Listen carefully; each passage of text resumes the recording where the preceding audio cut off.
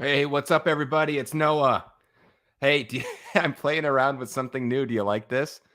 This is do you like my wig? um this is crazy. It tracks your face and any movements, or let's see, close your eyes, open your mouth, turn.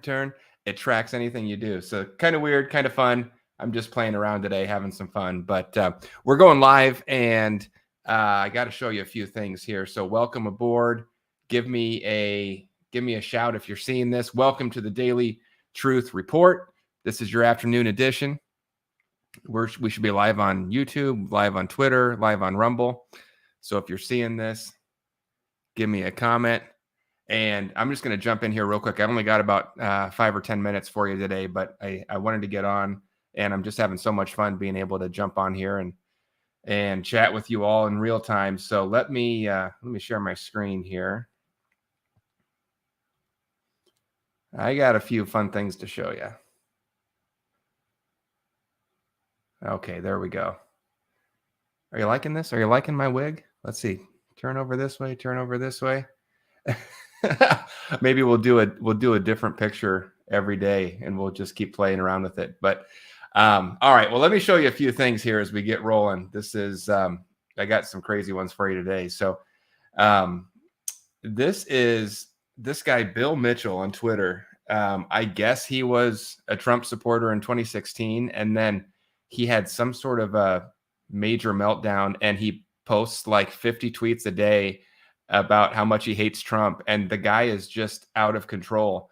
And I debated whether I wanted to even give him any attention and show you this, but this tweet is fine. This is like his 5th tweet of the day talking about Trump in Iowa. So he gets on. It's like he gets. I don't know if he's on the spectrum for or if he's just kind of a strange dude or what his deal is, but he gets focused on something and then he does like 50 tweets of it a day.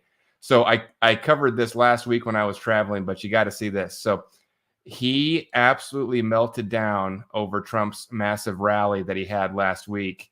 Here we go. You see, remember these pictures back on July 1st in Pickens.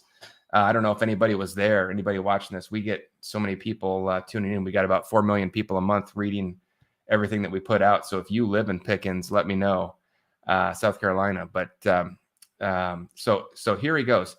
I'm not going to show you all of these, but he went on a 55 tweet multi-day meltdown where it started before the event even happened. So first of all, he's all worked up, all in a tizzy because he doesn't think there's enough chairs there for what Trump says the crowd is going to be. Then he starts comparing it to stadiums and saying this fits 30,000 and there's no way Trump had 30,000 people in Pickens. And the thing that I love about this all the way through is all he's doing is giving the guy a lot of attention, a lot of free publicity, free attention. He's living in this guy's head rent free. And this Bill Mitchell guy is just having a meltdown. So he goes on and on and on. Look at this. He's posted the same picture now 4 times in just the morning of July 1st. Then he starts posting a bunch of random stadiums. He posts them over and over. Here's another stadium. Then he starts doing, here's 10,000 people. Here's 75,000 people. Back to 10,000. More stadiums. And then look at this. So then he gets the actual picture of the rally. Look, it looks huge. Look at that. And I just love it. These people, I used to call it the Trump boomerang effect because everything that they do to try and take this guy down just boomerangs back on them. And I love it. We saw that over and over and over in 2016, where every attack they would lodge against Trump would end up taking them down in the same way that they aimed it at Trump. It was the boomerang.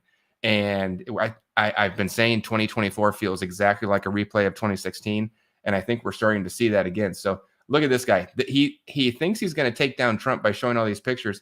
All he does is, it looks massive. He's just showing all this free publicity for Trump. Look at that. It looks like a state fair. It looks like bigger than a state fair. This is the rally. And this guy is just obsessed about it.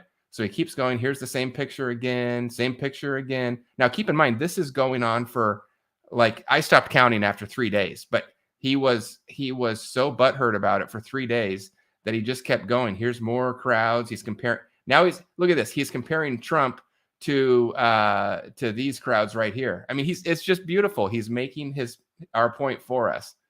There he is. There's this picture again, comparing Trump to stadiums. And then I love this one. Oh, he found a little bit of empty space. So that proves something. I don't even know what it proves, but it definitely proves something according to Bill Mitchell. Hilarious. And then now we're back to stadiums again. Now keep in mind, this is all July 1st. We haven't even hit the second day yet.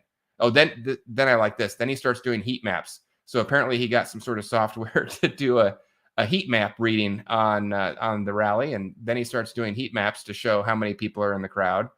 So he's really getting advanced. So now he thinks the crowd is 500 people based on this heat map. Looks like a lot more than 500 people to me. And so now we're back to baseball stadiums. There we go. Is that Yankee Stadium? Yep, that's Yankee Stadium. More baseball stadiums. So now we're into day 2 here. This is day 2 of the meltdown. He's posting more. Same pictures of the stadiums. There's Yankee Stadium again on day 2. Heat maps. I'm going to keep going faster here. Here's Notre Dame again. Now here, this is what I wanted to find.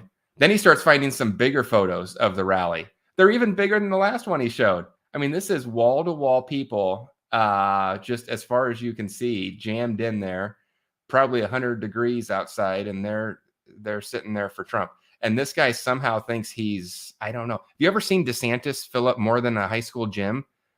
I've never actually seen him fill up a high school gym, but I've never seen him do anything bigger than a high school gym. And yet somehow these people with Trump derangement syndrome, Bill, your TDS is flaring up. You need to go see a doctor. This is sad. He's on day 2 now of his meltdown about Trump. Oh, and then July 3rd. So now we're on day 3. Oh, and then now he's taking that same photo and he's zeroing in on the bottom. And I think he claims that he hand counted the people in there and there's only 900. So yesterday we had 500 people. Now he thinks there's 900 in this area. I mean, the guy, it's just nuts. That's the end of it. I could have kept going. I stopped after 55 because I just couldn't do it anymore. But I'm going to put all the links, everything we're talking about today, I'll put below the video like I always do, so you can go research this for yourself. But just crazy stuff. All right. If you want crazy, though, here's our next thing.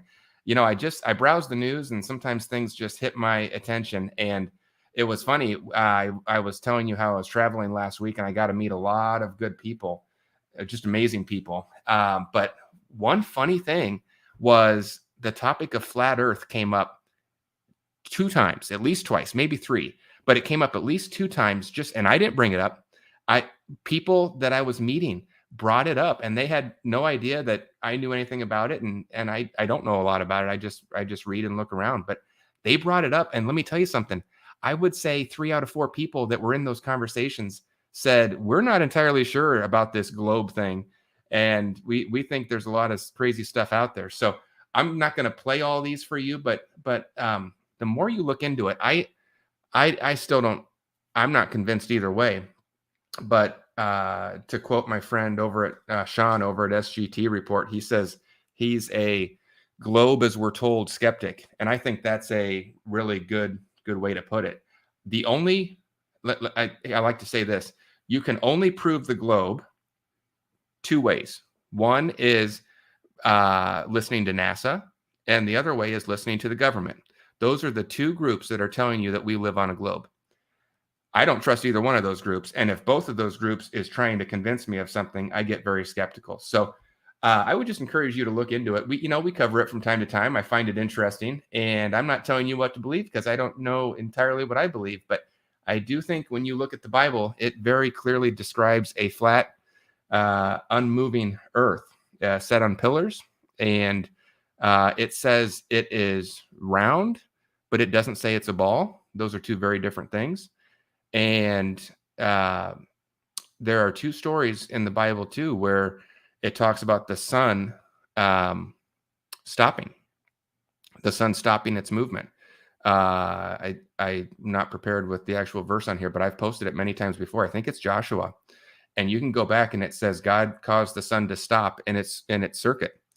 Now, you can assume the Bible got that wrong and they just God just didn't know how to accurately write that in the Bible. You can assume that. You can assume that it was just a metaphor. You can assume that it was just artistic, or you can assume that the sun is actually moving and the earth is not, because that's what the Bible says. And every time that it talks about the heavens and the earth, it talks about the earth being immovable and solid and stationary, and it talks about the sun moving in a circuit. Sun, moon, and stars move in a circuit.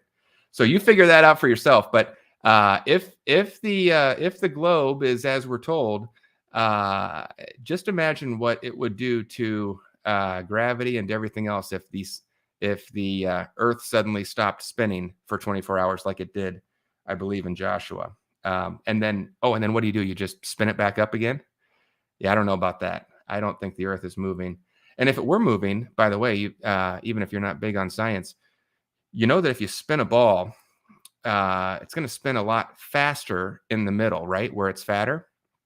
So you'd be moving at a lot faster rate if you live on the equator versus if you live, let's say, in Greenland, right? Think about the speed. If a ball was spinning, you would be spinning much, much faster. Think about gears on your bicycle. You would be spinning much, much faster at the equator than you do somewhere else. You ever taken a trip to the Caribbean or to Hawaii or somewhere tropical? Do you suddenly feel like you're spinning at 750 miles per hour faster? You don't. So anyway, we could, let me see. Do I have any comments? Drop me a comment on what you think about that. I'd love to hear from you. Believe it, don't believe it, not sure. Globe as we're told skeptic. Let me know what you think.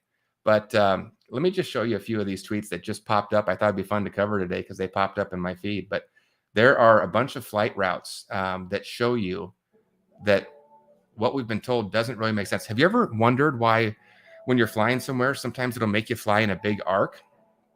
Or sometimes you'll have the most bizarre spot for a layover? Well, that could just be because that's where the hub is for that airline. Or it could be, look at that. I'm going to stop this on the screen. Okay. If you're flying from Australia to Auckland, Australia to Lima, Peru, what would you do? Well, you have to have a layover. And now they're going to say that's because you can't cross that far of the Pacific in one shot. But look at where you got to fly all the way up to Los Angeles, and then you fly down to Lima. Now, where is LA on a flat Earth model? Look at that. Now, why can't you go direct? Well, they're going to tell you because this flight is too long, although I don't know that Auckland to LA looks any shorter, does it? It doesn't to me. I don't know why you wouldn't just go straight across to here. It looks like exactly, at least roughly the same distance. But you couldn't on a flat Earth go that far. You'd run out of fuel. So anyway, I'm not going to play this whole video. There are dozens of these over and over that's going to show you a bunch of these different. Look at that. And they're all the same. They all end up making a lot of sense when you overlay them onto a flat Earth model. Oh, and the other thing, I'll cover this some other time, but look up emergency landings. Sometimes when these planes have to land and they make an emergency landing, the plane is nowhere near where it should be on a globe Earth map. And you end up in some of the strangest landings. And you wonder, well, how did the plane get there? And they'll say, oh, we knew about it. We had to divert. So we just flew up this way.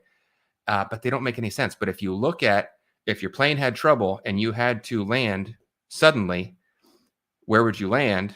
And it would be right on the exact path that you'd be on the flat Earth model. So anyway, I'm just saying some weird stuff out there. Here's another one. I don't know if the sound is going to work on this, but I'll put the link down below. This is someone going up to a captain and because they always say, ask the pilots. The pilots know, they fly. They know what they see. Well, they asked this pilot and he says, I've been flying for 30 years and I know the Earth is flat. I won't play that. I'll let you play it yourself because I don't know if the sound will come through. And then here is one more thing for pilots. If there's any pilots watching this, I'd love to hear from you. Oh, Jay. Okay, we got Jay is in the globe Earth camp. But if there's any pilots watching this, I would challenge Jay and I challenge everyone. Why do you believe what you believe about the shape of the Earth? And prove it without using NASA and prove it without using the government. And if you want to look at the math that they claim they use for curvature, you'll quickly find out that math fails pretty quickly. So it's interesting. If there's any pilots out there, I want you to look at this one. They say that this is the map included on every airplane with autopilot. So I have no idea if that's true. I'd love to hear from a pilot to know if that is true or not. Is this the map included in the cockpit? We do our research here. So if that's a bogus video, I'd like to hear from a pilot. If someone out there is a pilot and can confirm that, I would find that very interesting. All right, let's get on to something else because I got to get rolling here. We've been covering a lot of celebrities today, especially, but I've been following this Jamie Foxx story, and I don't know if you have, but he has been off the radar. He was reports said he was seriously injured. A lot of people think it was a vaccine injury. We don't know. But a lot of people, he was in the hospital and he had not really been seen for about 2 months. There was a very bizarre part of the story that we covered 3 or 4 weeks ago, where his daughter came out and said, "Oh, he's just fine. He's playing pickleball and having a great time. And just because you haven't seen him, he's just fine." Well, other people said he was partially paralyzed and blind. So we had conflicting reports, but all the guy had to do was get on camera and say hi, jump on Instagram, jump on YouTube, jump on Twitter and say hi to everybody. And he never did that. And then today we have a couple photos coming out. We had this photo emerge. Is that Jamie Foxx? I don't know. This is not Jamie Foxx. That's his, according to this post, that's his stunt double. And then we had this video that you can play for yourself, but this is allegedly him on a boat. Well, here we go. You can play it for yourself, but here he claims that, look at him. He's just, that's TMZ video. Just having a great time on a boat, waving to everybody, kind of hard to see. Grainy video, moving fast. Really bad cameraman. I don't know why we have such a bad cameraman shooting vertical video. It's terrible. Is that Jamie Foxx? I don't know. You decide. All right, and then a couple things left here. Bo Polney told me about this Operation Sandman. Oh, and by the way, Bo is going to be back on the show on Friday. We're working on figuring out a time to do it. I might interview Bo in my wig like this. By the way, do you like the wig?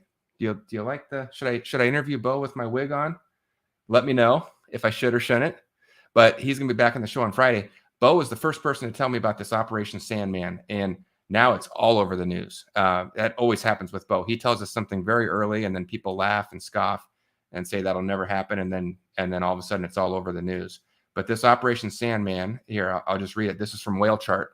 It says, Operation Sandman is allegedly a collaboration of 100-plus countries that all agree to simultaneously sell off their U.S. treasuries and collapse the U.S. dollar. Now, that sounded crazy when I first told you about it. It doesn't really sound that crazy right now because that is happening right now. It's called the BRICS nations, and the dollar is about to be in big trouble. There's a couple videos here that you can watch about that. I would encourage you to watch both of those because when the dollar falls, it's really, oh, here's Andy Scheckman. He's a great source on this stuff. When the dollar falls, here it is right here. I put it in here. Here's why the petrodollar is so important to America and why we're about to be in for a very rude awakening. I don't know if the sound will come through on this, but you find this video. This is the article is exclusive if you heard about Operation Sandman, and then scroll down to this video right here. Here's why the petrodollar is so important to America.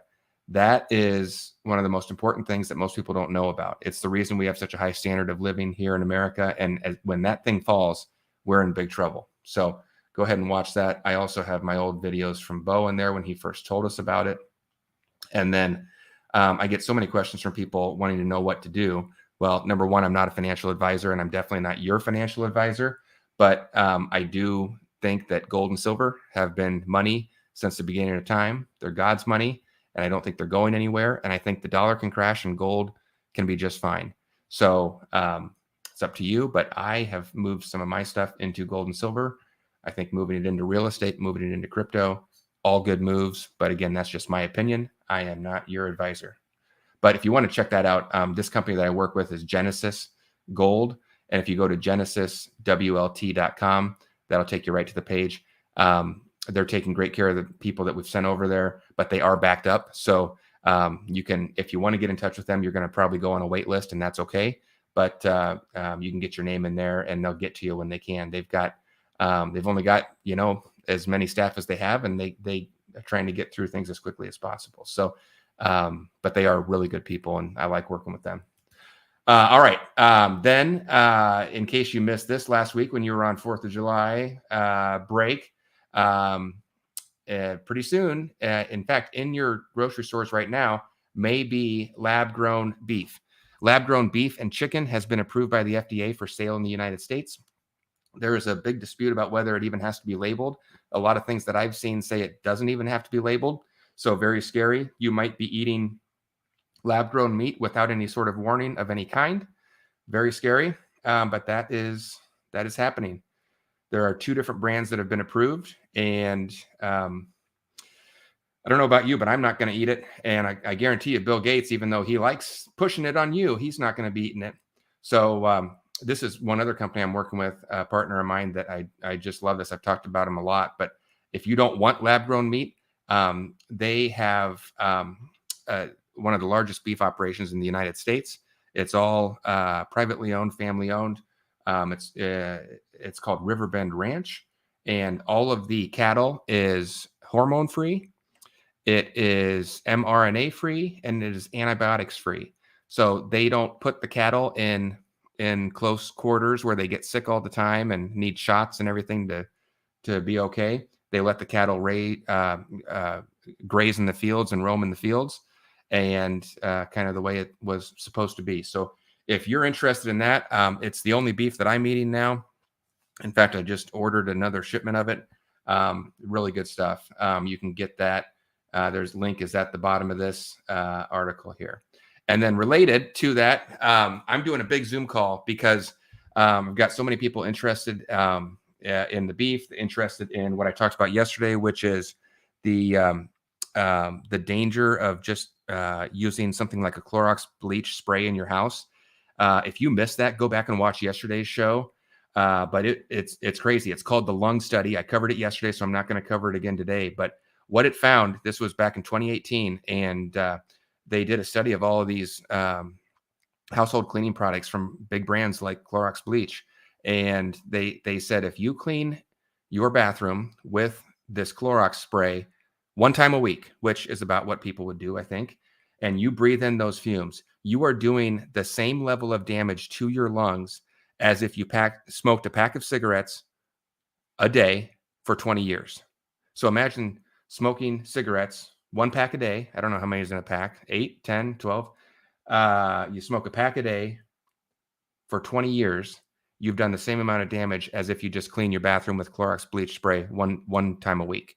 Absolutely crazy. So that's just one thing. The beef with no mRNA in it, no antibiotics, no hormones, and then all sorts of other things designed to keep you healthy and to keep your family healthy.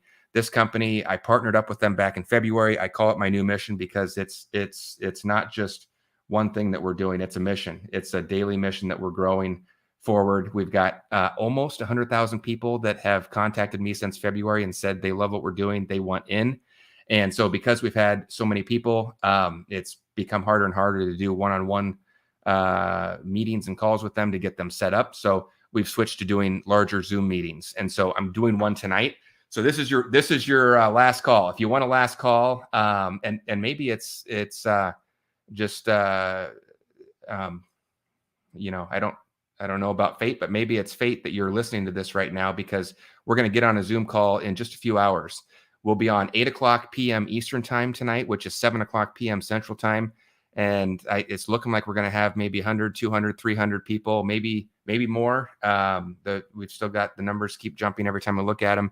Going to be getting on that Zoom call with us tonight. And we're just going to tell everybody all about it and get as many people set up as we can. It is invite only. It's totally free to attend the Zoom call.